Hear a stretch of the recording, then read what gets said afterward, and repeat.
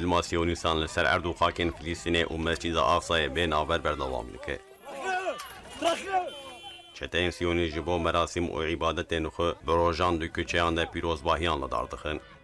Lê ta hamilên Mewlûda Nebî nekirin û avêtin ser bernameya Mewlûdê. Xelkê Filîstînê ji bo Mewlûda Nebî li deriyê Şameya li herêma kevna bajarê kevn hatibû balhevdû. Li ser vê yekê Siyonîstan bêsebeb û huncet avêtin ser bernameya Mewlûda Nebî. Çeteyên îşgalkeran bi bombeyên gazê û bombeyên deng avêtin ser bernameyê û Misliman hedef girtin.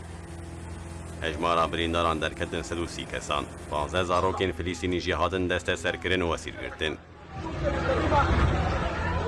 Di vê naverê de Siyonîstan bi gulleyên rastîn êrişê Filîstîniyên ku li herêma deriyê Sahîra Qusê bûn kirin.